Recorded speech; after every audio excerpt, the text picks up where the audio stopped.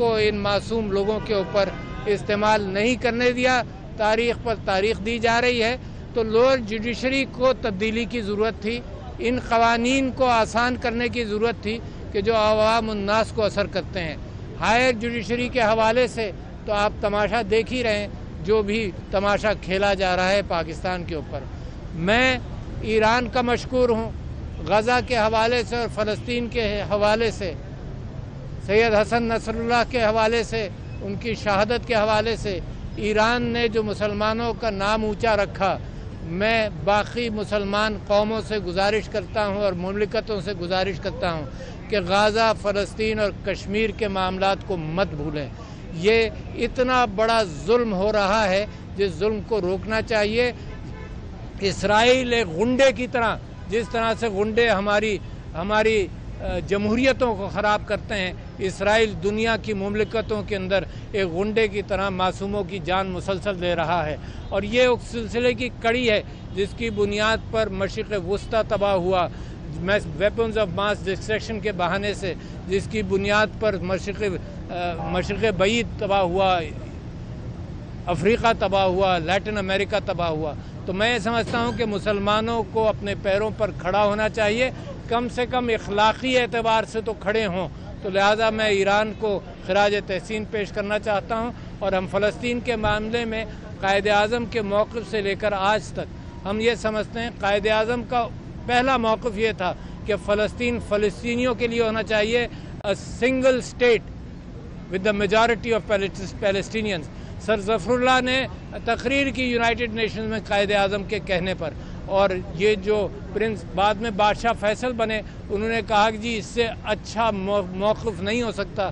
कहा गया, कायद आज़म ने कहा ये 2 स्टेट सोल्यूशन तुम्हें ट्रक की बत्ती के पीछे लगा रहे हैं। मगर ये कि अब पाकिस्तान का मौक़िफ़ ये रहा है सारे मुसलमान ममालिक के साथ मिलकर कि 2 स्टेट सोल्यूशन होना चाहिए और वही इसका हल है। पाकिस्तान के मामलात के एतबार से मैं समझता हूँ कि जमहूरियत की पामाली चल रही है। मैं ये समझता हूँ कि 63A जिसकी अहमियत बजट सेशन में होती है, क्या ज़रूरत थी इस वक्त उसको सोचने की और देखने की। सिर्फ ये कि ये आसानी पैदा करना चाहते हैं काजी साहब कि लोगों को ख़रीदा जा सके। मैं कहता हूँ शर्म आती है मुझे ये बात करते हुए दुनिया के सामने कि हमारे चीफ जस्टिस लोगों के बिकने का माहौल पैदा कर रहे हैं, जस्टिफिकेशंस पैदा कर रहे हैं। कभी आइन को अपनी पुष्पनाही पर इस्तेमाल करते हैं, कभी आइन को पामाल करते हैं, कभी बल्ले का निशान लेते हुए गलत फैसले करते हैं, मुजरिमाना फैसले करते हैं, और उसके बाद कहते हैं मुझे तो पता ही नहीं था, लोगों ने इस मामले को गलत समझा, और वो तमाशा देखते रहे कई महीने।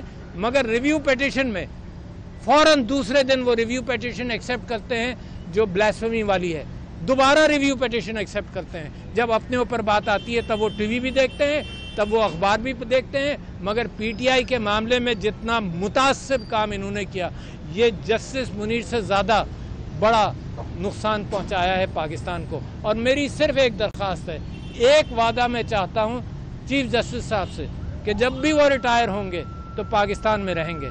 मैं समझता हूं पाकिस्तान की कौम उनकी इज़्ज़त अफजाई करेगी, और पाकिस्तान में रहें तो उनको अंदाज़ा होगा कि जिसने मुल्क में रहना है उसने मुल्क से गद्दारी नहीं करनी।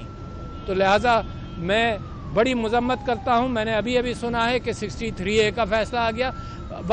वापस आता हूं, क्या जल्दी थी? ये सिर्फ अमेंडमेंट पास करना चाहते हैं उस जाली असेंबली के साथ जिसको फजलुर रहमान साहब ने भी कंडेम किया, जो इस काबिल नहीं है कि कानून पास करे।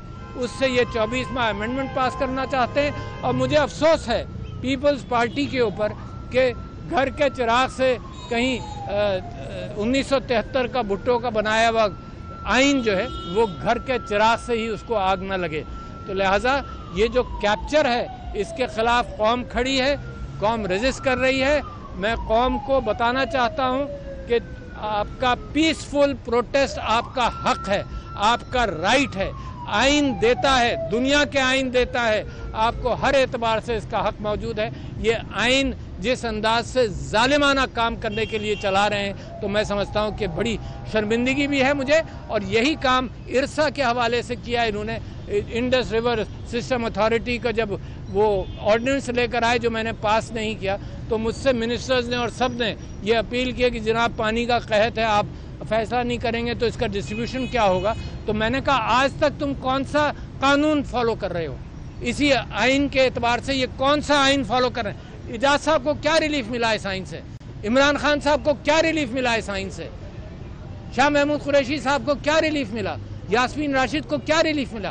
آئین کے اندر موجود ہے مگر اس آئین کی خلاف ورزی کر رہے ہیں۔ میرا خیال یہ ہے کہ یہ IMF وغیرہ سے اور ریجیم چینج کرنے والوں سے یہ وعدہ انہوں نے کیا ہوا تھا کہ جی جو جمہوریت کا فساد ہے اس کو کسی انداز سے رکھیں گے، ورنہ ضیاء الحق صاحب نے بغیر آئین کے ظلم کیا ہمارے اوپر، مشرف صاحب نے بغیر آئین کے ظلم کیا ہمارے اوپر، ہمیں جو ظلم آئین کے ہوتے ہوئے جو کیا ہے پاکستان کے اوپر، میں اس ظلم کی مثال پاکستان کی تاریخ میں نہیں دیکھتا۔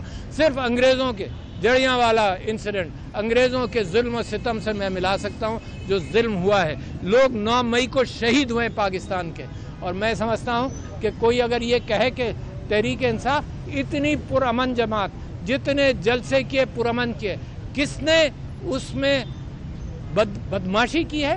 کس نے اس میں وائلنس کیا ہے؟ پولیس نے وائلنس، ہر جلسے میں پولیس نے وائلنس کیا ہے۔ پولیس کو ٹرائی کرنا چاہیے، ہر جلسے میں انہوں نے وائلنس کیا ہے۔ لوگ تو ڈیوڈ اینڈ گولائت والا قصہ بائبل کے اندر مشہور ہے کہ اس نے پتھر سے مارا، یہ پتھر کا ریزسٹنس تاریخی ہے، پتھر مارنا پولیس کے خلاف یہ تاریخی ریزسٹنس ہے۔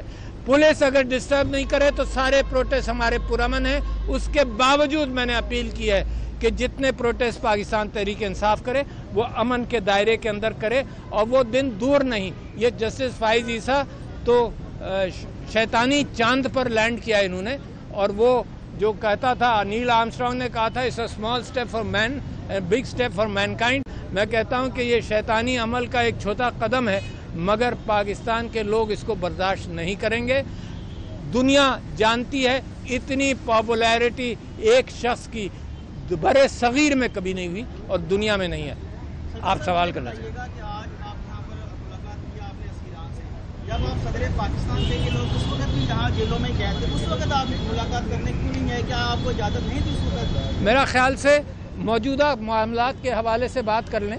جب میں صدر تھا اس کیفیت کا میں بہت ذکر کر چکا ہوں، اس بات کو اس کو کھود کر اس میں کچھ اور نہیں ملنا۔ اچھا ڈاکٹر صاحب، آپ کہتے ہیں تحریک انصاف پرامن جماعت ہے، ہم یہ دیکھتے ہیں کہ آپ کا ایک وزیر اعلیٰ آتا ہے کلاشنکوف کے بٹ مار کے وہ شیشے توڑ رہا ہوتا ہے، روزانہ وہ پنجابیوں کو گالیاں دے رہا ہوتا ہے اور پنجابی اور پٹھان کی لڑائی کرانے کی کوشش کر رہا ہے، تو پھر کس طرح کلیم کیا جا سکتا ہے کہ یہ پرامن جماعت ہے؟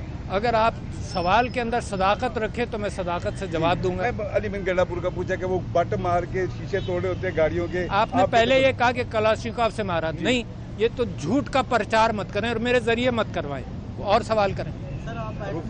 ویڈیو موجود ہے سر جس میں کلاشنکوف سے بٹ مارا۔ آپ نے آج بات کی کہ ایران کا ساتھ دینا چاہیے اسلامی ملکوں کو، میں سمجھتا ہوں فلسطین کا ساتھ دینا چاہیے، غزہ کا ساتھ دینا چاہیے۔ صدر تھے، آپ نے کب ساتھ دیا؟ غزہ کے حوالے سے میں نے تو جناب قائد اعظم کے حوالے سے محمود عباس کو یہ کہا کہ قائد اعظم نے کہا تھا کہ سنگل اسٹیٹ ہونی چاہیے فلسطینی میجورٹی کے ساتھ، اس نے اتفاق کیا۔ یہ ہمارے لوگوں کو پریشانی ہو گئی، وہ اسٹیٹمنٹ انہوں نے وڈرا کرایا، میں نے تو قائد اعظم والی بات رکھی غزہ پر۔ صاحب یہ بتا دیجیے پلان ہے، قاضی صاحب جو ہے وہ آئینی عدالت کے سربراہ بننا چاہتے ہیں، 3 سال کی ایکسٹینشن لینا چاہتے ہیں، اور پھر ایک اور آگے ایکسٹینشن جو ہے وہ بھی تیار ہے۔ میں سمجھتا ہوں کہ قاضی صاحب نے جو رول ادا کیا ہے وہ جسٹس منیر سے زیادہ کالا۔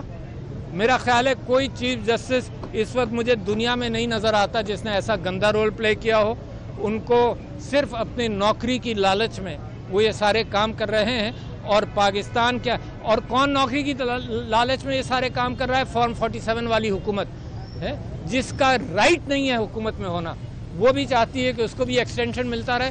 تو یہ نوکریوں کا کھیل ہے، میرا ملک تباہ کر رہے ہیں۔ صاحب یہ بتا دیجیے رابطے میں ہیں، اور کیا وہ ان کا فیصلے کا فیصلہ آ گیا، تو کیا آپ کے ایم این اے آج بھی آپ رابطے میں ہیں اور وفاداری شو کروا؟ بھائی صاحب بازار کھول دیا ہے چیف جسٹس صاحب نے، جیسے غلام بکا کرتے تھے امریکہ میں، اس طرف کا انداز کا بازار کھول دیا ہے. ظلم اور بربریت کا بازار پہلے کھلا ہوا تھا، اب پیسوں کا بازار کھول دیا ہے. اور 63A کی اتنی ارجنسی کیا تھی؟ وہ ایک جواب دے دیں کہ بہت ارجنٹ تھا بھائی 63A، سوائے اپنی نوکری کے. صاحب یہ بتا دیجیے کریں گے تو پھر کیا ہوگا؟ جی، عوامی رائے کا احترام نہیں کریں گے تو میرا خیال یہ ہے کہ عمران خان صاحب کہہ چکے ہیں کہ بنگلہ دیش جیسی کیفیت بھی ہو سکتی ہے. میں سمجھتا ہوں کہ عوامی رائے کا احترام دنیا میں تاریخ میں سب کو کرنا پڑا ہے، تو یہ کوئی اس سے ہٹ کر ہے نہیں. اس وقت 90% لوگ عمران خان کے ساتھ ہیں. Thank you. بھائی جان آپ نہ بولیں، بھائی جان آپ نہ بولیں پلیز. بعد کا سارا صحافیاں تے پہ جانا، باقی صحافیاں تے پہ جانا صحافیاں نہیں، باقی بعد صحافیاں تے پہ جانا. ان قوانین کو آسان کرنے کی ضرورت تھی کہ جو عوام الناس کو اثر کرتے ہیں. ہائر جوڈیشری کے حوالے سے تو آپ تماشا دیکھ ہی رہے ہیں، جو بھی تماشا کھیلا جا رہا ہے پاکستان کے اوپر. میں ایران کا مشکور ہوں. غزہ کے حوالے سے اور فلسطین کے حوالے سے، سید حسن نصر اللہ کے حوالے سے، ان کی شہادت کے حوالے سے ایران نے جو مسلمانوں کا